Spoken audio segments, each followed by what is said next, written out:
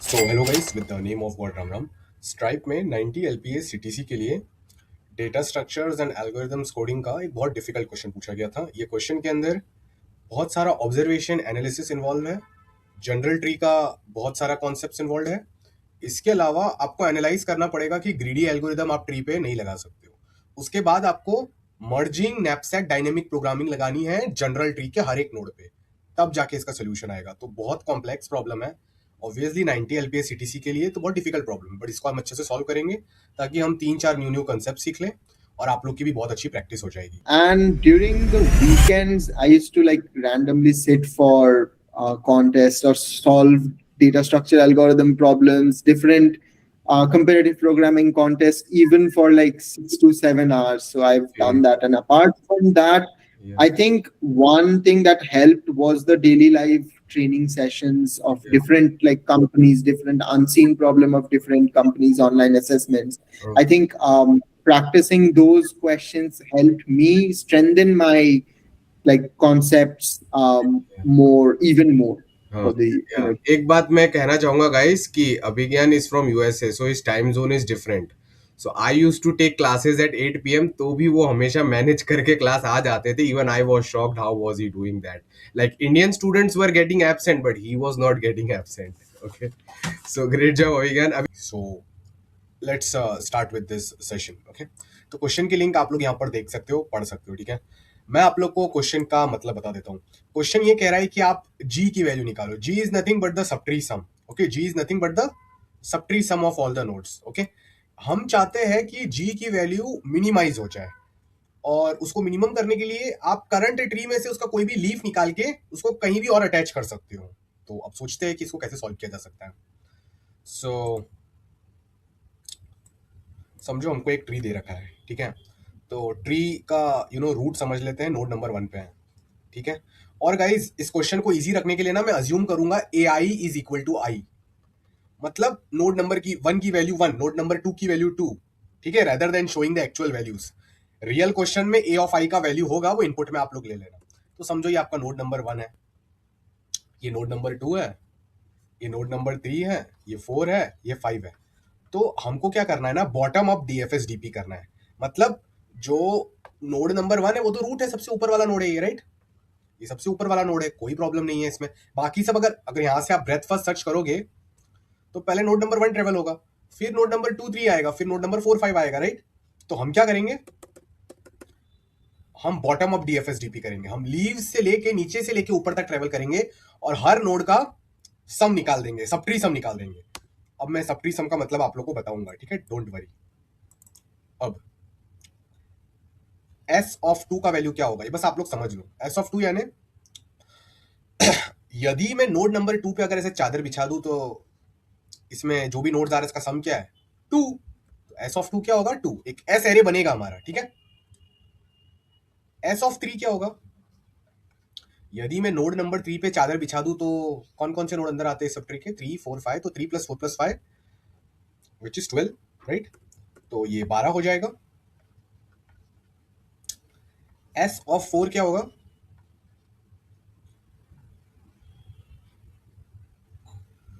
वो S of 4 4 हो जाएगा। वैसे ही एस ऑफ 5 5 हो जाएगा, और एस ऑफ 1 यानी पूरा ट्री, क्योंकि node number 1 is the root of the tree. तो ये सब ट्री सम हम कैसे निकाल सकते हैं, हम एक बॉटम अप डीएफएस डीपी कर सकते हैं, और ओ ऑफ एन टाइम में ये एस एरे पूरा का पूरा कैलकुलेट हो जाएगा। अब अगर आपको ये सब चीजें नहीं आती कि सर ये जनरल ट्री क्या होता है, एक बार जनरल ट्री यानी बाइनरी ट्री बीएसटी नहीं जो आप स्टैंडर्ड डीएसए शीट्स में पढ़ते हो, जनरल ट्री यानी हर नोड के कितने भी चिल्ड्रन हो सकते हैं, एनरी ट्री टाइप। ओके, तो ये जनरल ट्री हमको दे रखा है, हमको 90 लाख रुपीज हमारे बैंक अकाउंट में चाहिए। तो अब हम क्या करें, मुझे पता है आप लोग का अटेंशन स्पैन बहुत कम है, तो मुझे बताइए बाइसेप फ्लेक्स कब हुआ था, पीछे टाइम स्टेप लिखिएगा। सबको हार्ड करूंगा, सबसे पहले लिखेगा पिन कर दूंगा। आप जेनजी के बच्चे हो ना, मुझे पता है आप पढ़ाई की वीडियोस इतना देर नहीं देख सकते हो। तो जो जो लोग 4 मिनट तक देख पा रहे होंगे बहुत रेयर होंगे, वो 90 लाख रुपीज डिजर्व करते हैं अपने लाइफ में as a initial salary offer. वो भी इनिशियल कह रहा हूँ आप लोग के लिए, समझ जाओ बात। तो मतलब आप उससे भी ज्यादा डिजर्व करते हो। तो गाइज ये एस एरे हम निकाल देंगे। अगर हमको कोई भी ट्री दिया हुआ है तो हमको आता है, हमको क्या आता है, हम हर नोड का सब ट्री सम निकाल सकते हैं। एस ऑफ 2 यानी अगर नोड 2 के ऊपर चादर बिछाऊ तो कितना सम आ रहा है, एस ऑफ 3 यानी अगर नोड 3 पे चादर बिछाऊ तो उस पार्ट का कितना सम आ रहा है। तो ये चीजें हम कैलकुलेट कर सकते हैं। Okay, nice. O of N में कैलकुलेट हो जाता है। अगर आपको ये सब नहीं आता है, इसका लॉजिक वीडियोस कोर्स चाहिए आपको, मेरा फ्री कोर्स है। ये देखो, ये रहा मेरा फ्री कोर्स। इसका आपको बस ट्री का पार्ट करना है, बहुत प्यारा है, सच्ची विश्वास करो। तो इसको ऐसे मैं ओपन करूंगा और इस कोर्स के अंदर जो Amazon गूगल माइक्रोसॉफ्ट जो बच्चों ने क्रैक किया हुआ है उसमें पढ़ाया है।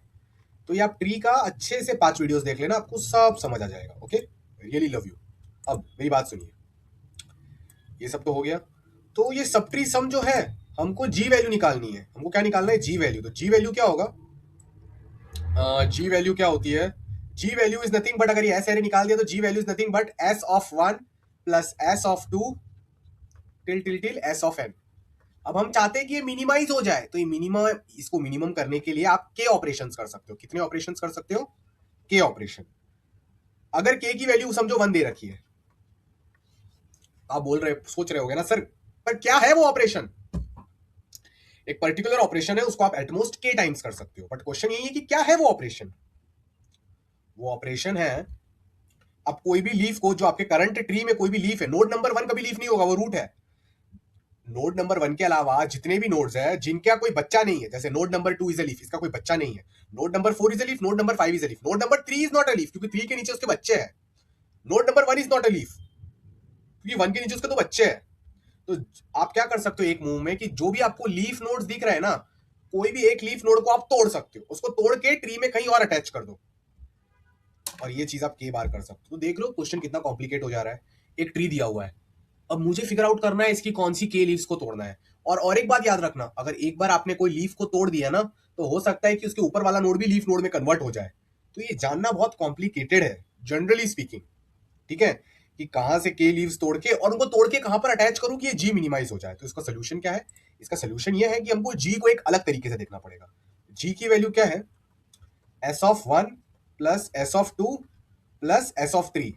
समझो ये है जी की वैल्यू, और हमारा ट्री ऐसा दिख रहा है, ये 1 है, ये 2 है, ये 3 है। तो अगर हम ध्यान से देखें तो क्या हो रहा है? एस ऑफ वन यानी क्या? ये पूरे पार्ट का सम। तो क्या हो रहा है इसमें? A1 plus A2 plus A3 आ रहा है। एस ऑफ टू यानी ये वाले पार्ट का sum which is A2। S of three यानी ये वाले पार्ट का सम विच इज A3। तो क्या आ रहा है फॉर्मूला? फॉर्मूला आ रहा है A1 plus 2 times A2 plus 2 times A3। जो नोड नंबर 1 है उसका लेवल क्या है? 1। जो नोड नंबर 2 और 3 है उसका BFS में लेवल क्या है? 2।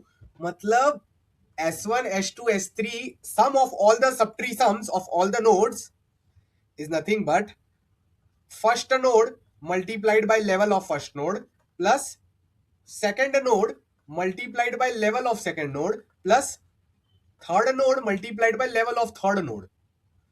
A1 multiplied by L1, L1 क्या? level of node 1 1 ही है। A2 multiplied by 2, तो A2 multiplied by L2, level of node 2 क्या है? 2। सबसे ऊपर जो नोड हो लेवल 1 पे, फिर उसके नीचे लेवल 2 पे, लेवल 3 पे, लेवल 4 पे। तो अगर हम जी को इसकी जगह इस टाइप से देखें तो हमारे लिए इजी हो जाता है, क्योंकि अब हमने जी में हर नोड मल्टीप्लाइड बाय उसका लेवल का कंट्रीब्यूशन जा रहा है। अब ये कैसे हो रहा है मैं इसको आपको विजुअली भी दिखा सकता हूं। आपने देखा होगा A2 का कंट्रीब्यूशन 2 बार आ रहा है फाइनल जी के सम में। क्यों? क्योंकि जो नोड नंबर 2 है, क्या हो रहा है कि आप ध्यान से अगर यहाँ पर आप ऑब्जर्व करोगे, तो जो नोड नंबर 2 है वो ये वाले सब ट्री सम में तो जा ही रहा था, बट जो उसके ऊपर उसका पेरेंट है उसके सब ट्री सम में भी तो 2 आ रहा था, तो 2 दो बार आ गया। तो समझ रहे हो उसका कंट्रीब्यूशन क्यों लेवल से मल्टीप्लाई हो रहा है? For example 1 2 3 4 5। तो अगर मैं इसकी जी वैल्यू निकालूंगा, एक चीज मैं गारंटी से कह सकता हूं, इस जी वैल्यू में 5 इंटू A5 आने ही वाला है। क्यों? जब मैं ये सब ट्री सम कंसिडर करूंगा तो A5 एक बार आएगा, जब मैं ये सब ट्री सम कंसिडर करूंगा A5 और एक बार आएगा, 2 टाइम्स A5, फिर 3 times A5, 4 times A5, 5 times A5। आपको समझ आ गया? जो लेवल है, जो डिस्टेंस है नोड नंबर 1 से नोड नंबर I का जो डिस्टेंस है, that multiplied by value of the ith node is the total contribution of the ith node in the G। तो आज से G की वैल्यू क्या हो गई? ये हो गई एकदम simple, G is nothing but, अब पुराना G का डेफिनेशन ही भूल जाओ, G is nothing but A1 into level 1 plus A2 into level 2 plus A3 into level 3 plus AN into level N। अब समझो K की वैल्यू 1 होती तो हम क्या करते? और for K greater than 1 greedy solution will not work. So guys for K strictly greater than 1 अगर हम कंसीडर करेंगे तो ग्रीडी सोल्यूशन नहीं वर्क करेगा, बट K इक्वल टू 1 के लिए ग्रीडी सोल्यूशन वर्क करेगा। जैसे कि मैं आपको दिखाता हूं, अब आप लोगों को मेरी बात एकदम ध्यान से सुनिए। समझो मैं यहां पर नोड नंबर 1 ले लेता हूं, ठीक है? नोड नंबर 1 लिया मैंने यहां पर, ये नोड 2 है, ये 3 है, ये 4 है, ये 5 है, और के की वैल्यू 1 दे रखी है। तो मुझे पता है मेरा करंट जी का वैल्यू क्या है। इस नोड का लेवल क्या आ रहा है, 1 आ रहा है। ये दोनों नोड का लेवल क्या आ रहा है, 2। ये दोनों नोड का लेवल क्या आ रहा है, 3। तो मेरा करंट जी क्या है, A1 plus 2A2 plus 2A3 plus 3A4 plus 3A5। तो अब इसको मिनिमाइज कैसे कर सकता हूं, कोई भी एक लीफ को उठाओ, तोड़ो, उसको किधर और अटैच कर दो। तो गाइस कॉमन सेंस है, मैं क्या करूंगा, मेरे पास दो ऑप्शन है। मैं लीफ 4 को चूज करूं कि लीफ 5 को चूज करूं तोड़ने के लिए। मैं लीफ 5 को चूज करूंगा तोड़ने के लिए। मैं इसको ऐसे तोड़ दूंगा, यहां पर तोड़ दिया लीफ 5 को, पत्ते को काट दिया। बचपन में आपने पत्ते तोड़े होंगे पेड़ से, कोडिंग में तोड़ रहे हैं 90 लाख रुपीज के लिए।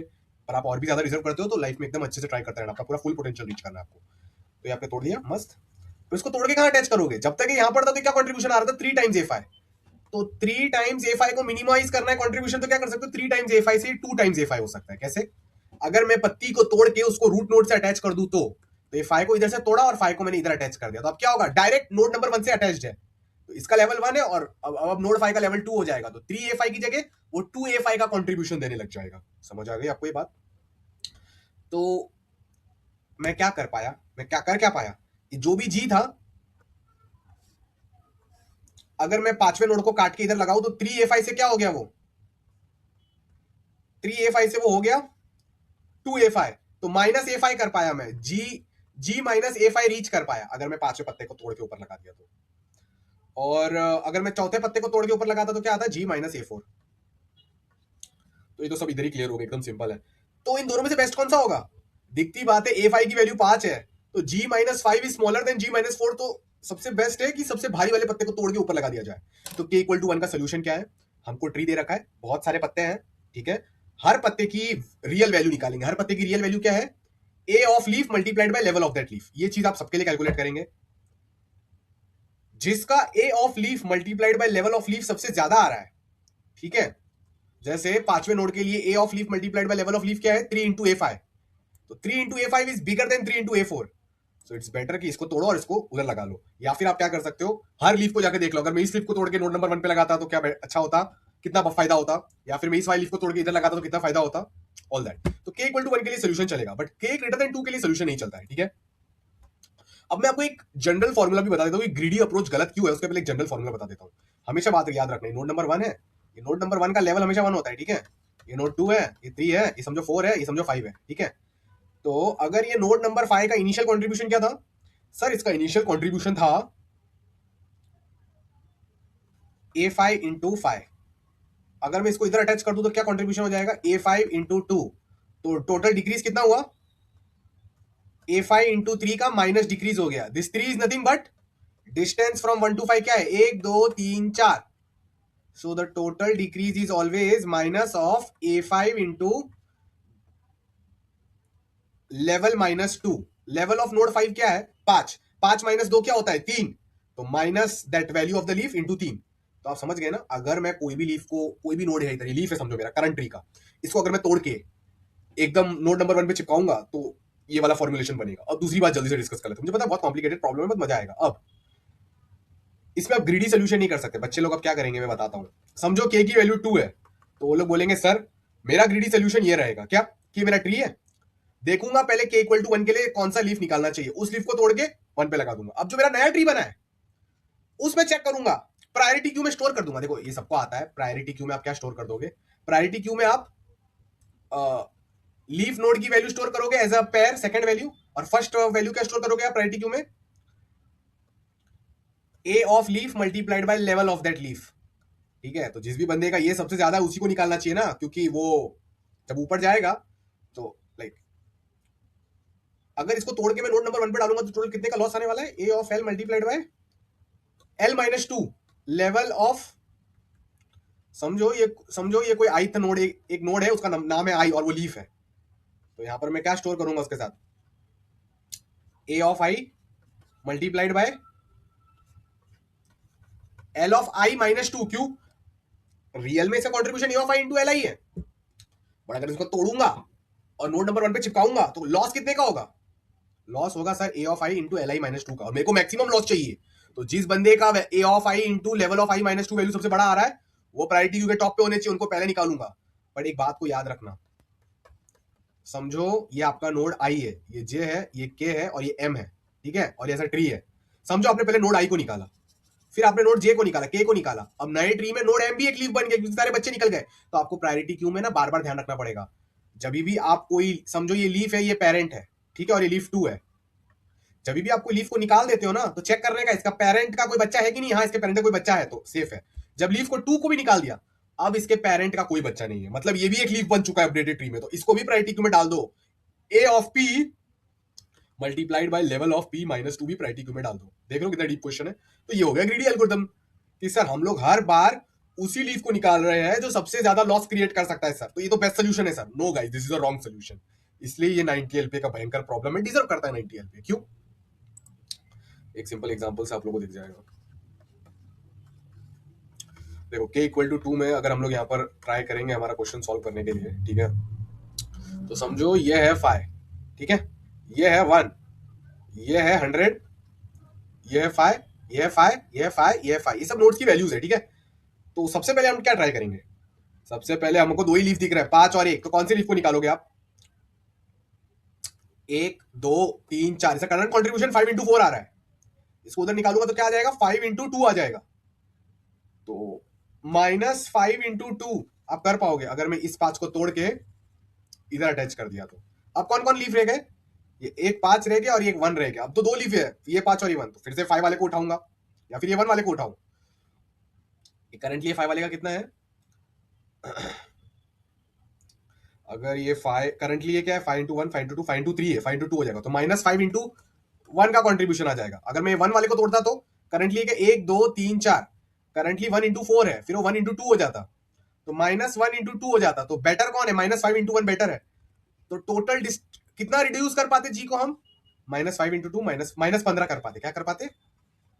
-15 कर पाते। पर गाइस आपको एक नॉन लीनियर तरीका भी दिख रहा होगा, अगर हम ग्रीडी एल्गोरिथम ना फॉलो करें तो और भयंकर आंसर आ सकता है। समझो 1 बेस्ट ऑप्शन नहीं है, बट पहले में हमको 1 ही चूज करना चाहिए। तो 1 को चूज करके यहां पर लगाऊंगा, तो पहले 1 का कॉन्ट्रीब्यूशन क्या था? 1 2 3 4, 4 into 1 था पहले कॉन्ट्रीब्यूशन। अब क्या हो गया ऐसा कॉन्ट्रीब्यूशन? 2 into 1। तो 4 से 2 गया तो 2 घट गया, तो अब 2 घट गया तो -2 हो गया। पर अब 100 लीफ बन गया ना। अब अगर मैं 100 को तोड़ू, पर ग्रीडी एल्गोरिथम ये कभी नहीं करता। ग्रीडी एल्गोरिथम 1 को चूज ही नहीं करता, पहले वो 5 वाले को चूज करते, दो लीफ में 5 और 1 में, क्योंकि 5 इंटू लेवल बड़ा आ रहा है ना। के इक्वल टू 1 के लिए सही है, बट के इक्वल टू 2 के लिए हो सकता है कि एक गंदी लीफ को तोड़ने से एक महंगा 100 नोड वाला लेवल का लीफ बेटर बन जाए। तो इसके लिए हमको डायनेमिक प्रोग्रामिंग करनी पड़ेगी, सारे तरीके चेक करने पड़ेंगे, ग्रीडी से काम नहीं बनेगा। बहुत डीप इंटुइटिव क्वेश्चन है। तो अगर मैं 100 को तोड़ू तो पहले 100 का कॉन्ट्रीब्यूशन कितना था? 1 2 3, 100 into 3 था। अब वो कितना हो गया? 100 into 2 हो गया। अगर मैं 100 इधर अटैच करूं तो 100 into 2 हो गया, तो -100 हो गया। तो -2 -100 टोटल -102 जी में से घटा पाया। पहले -15 हो रहा था। आप लोग को समझ आ गया होगा ये ग्रीडी क्यों नहीं चल रहा है। तो गाइज अब इसके लिए हम डायनेमिक प्रोग्रामिंग सोल्यूशन करेंगे, मर्जिंग नेक्सेक डीपी, जो इमीडिएटली क्वेश्चन को सॉल्व कर देता है। तो गाइज अब इसके लिए आप प्लीज मेरा प्रीरिक्विजिट कोर्स करो, नहीं तो आपको पता ही नहीं चलेगा सर ये क्या होता है। मर्जिंग नेक्सेक डीपी बहुत जबरदस्त वेरिएशन है। मुझे पता है स्टैंडर्ड डीएसए शीट्स में, जनरल ट्यूटोरियल्स और कोर्सेज में ये सब पढ़ाया नहीं जाता जिस लेवल में चाह रहा हूँ। 3 से 10 लाख का कोर्स में भी जाओगे तो भी इतना डीप कोई नहीं जाने वाला। बट मैं आपके लिए जा रहा हूँ, तो आपने मेरा मर्जिंग नेक्सेक डीपी पढ़ लेना। मैं तो गारंटी देता हूँ आपने लीड कोड के भी पैटर्न्स में नहीं देखा होगा इसको। अब मर्जिंग नेक्सेक डीपी हमने कर लिया, ठीक है। अब क्या करना है? वही 90 लाख ऐसे थोड़ी ना मिलेगा, दिमाग तो पूरा लगाना पड़ेगा। तो मर्जिंग नेक्सेक डीपी क्या होता है? हम क्या करेंगे ना, ये जितना भी मेरा ट्री है, समझो ये मेरा ट्री है, ठीक है। मुझे पता है किसका इतना अटेंशन स्पैन ही नहीं होता, तो जिसने भी ये टाइम स्टैम्प का बता दिया ना वो सीधा पिन हो जाएगा, हार्ट हो जाएगा। अब गाइस समझो ये नोड आई है, ये समझो नोड आई है, तो मैं एक डायनेमिक प्रोग्रामिंग स्टेट बनाऊंगा, डीपीआई ऑफ के या डीपीआई ऑफ जे। जे का क्या? डीपीआई जे का मतलब क्या है? डीपीआई ऑफ जे का मतलब ये है, अगर ये जो सब ट्री है नोड आई पे, ये जो सब ट्री आपको पता है ना, डी सब ट्री ऑफ आई मतलब अगर नोड आई पे मैं चादर बिछा दूं तो ये जो भी ट्री आ रहा है, अगर मैं इतने से ट्री, ये वाले जो पार्ट है इसके अंदर से अगर मैं जे लीव्स को निकालूं as per the rules in the question, समझो जे की वैल्यू 1 है, तो डीपीआई 1 का मतलब ये वाले पेड़ में से कोई भी एक लीफ को निकाल। तो सबसे बेस्ट तरीका कौन सा है? कौन सी लीफ को निकालना चाहिए? वो डीपीआई 1 हमको कैलकुलेट करके देगा। तो समझो सबसे बेस्ट तरीका होगा, समझो अगर ये लीफ को निकालना सबसे बेस्ट तरीका है, इसको तोड़ के इधर लगाना। जो भी लीफ को निकालोगे उसको हमेशा नोड 1 पे लगाना, क्योंकि वो मैक्सिमम डिक्रीज देगा ना सबसे लेवल, और कहीं लगाओगे बड़े बड़े लेवलों पे तो L-2 का डिफरेंस हो ही नहीं पाएगा बेटा, समझे बात को। तो उसको उधर से तोड़िए, उधर लगाइए, डीपली फील कीजिए क्वेश्चन को और इंट्यूशन को। लाइफ में सिर्फ मजे करने हैं और कुछ नहीं करना है। तो DPI-1 तो कोई भी निकाल सकता है, पता है ना। वो जो भी सब ट्री आप कंसीडर कर रहे हो, हर लीफ को चेक कर लो यार, एक ही लीफ निकालना है ना, तो हर लीफ को तोड़ के देख लो कौन सा बेस्ट है इधर से उधर लगाने के लिए। मतलब हर लीफ का AI into level of I-2 आप लोग कैलकुलेट कर लो, तो उससे क्या होगा कि आपको पता चल जाएगा DPI-1। बट DPI-2 कैसे निकालेंगे, DPI-3 कैसे निकालेंगे, DPI-4 कैसे निकालेंगे, DPI-5 कैसे निकालेंगे।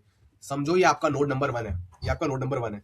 और अगर आपने कुछ भी करके कैलकुलेट कर लिया DP1K को, मतलब ये पूरे ट्री के अंदर क्या बेस्ट तरीका है कि आप के लीव्स को सिलेक्ट करो। और इसमें वो वाला, इसमें वो वाला, इसमें वो वाला भी हमने क्या कहते हैं रूल्स ऐड करके डाले हैं कि के लीव्स रूल्स के हिसाब से निकाले जा रहे हैं। मतलब 3-4 नोड निकालने के बाद हो सकता है कि उसके ऊपर वाला नोड लीव बन गया, तो उसको भी निकालना कंसीडर किया गया है। तो DP1K का मतलब, अगर मैं तुमको ट्री दे दूं और नोड नंबर 1 पे चादर बिछा दूं, पूरा ट्री कंसीडर हो रहा है। इसमें से के लीव्स को निकालने के बेस्ट तरीके क्या है, सच दैट के लीव्स निकालने में मैक्सिमम लॉस हो रहा हो, वो मैक्सिमम लॉस को as a positive value DP1K में स्टोर करेंगे। तो हर नोड के लिए हमको DPIJ निकालना पड़ेगा नैपसैक मर्जिंग DP के साथ, और क्वेश्चन सॉल्व हो गया। मैं आपको छोटी सी आइडिया दे देता हूँ ये कैसा होगा। समझो ये मेरा नोड आई है और ये इसके बच्चे हैं। हम भी अगर बच्चे होते, C1 C2 C3 C4, और एक बहुत बड़ा ट्री है, बट मैं आपको इसका छोटा सा पार्ट दिखा रहा हूँ ट्री का। तो हमने समझो ये सब कैलकुलेट करके रखा है, DPC10 DPC11। इसका क्या मतलब है, DPC10 मतलब अगर मैं ये वाली सब ट्री को कंसीडर करूं और डिसाइड करूं कि इसमें से कुछ तोड़ना ही नहीं है, तो DPC10 इज जीरो, यार कुछ किया ही नहीं आपने। पर समझो अगर मैंने सोच लिया कि C1 को तोड़ना है, मतलब DPC11 इतने पार्ट में C1 को तोड़ना है, तो C1 को तोड़ के अगर मैं उधर लगाऊंगा तो कितने का लॉस होगा। DPC11 is value of C1 multiplied by level of C1 -2। वो -2 क्यों होता है पता है, इसको तोड़ के ऊपर नोड 1 पे लगाएंगे, ठीक है। तो ऐसे ही गाइस मैंने सबके लिए ये चीजें कैलकुलेट करके रखी है। मैंने DPC10 और DPC11 कैलकुलेट कर रखा है इसके लिए। वैसे ही मैंने DPC2 C3 C4 along with 0 and 1 states calculate कर रखा है।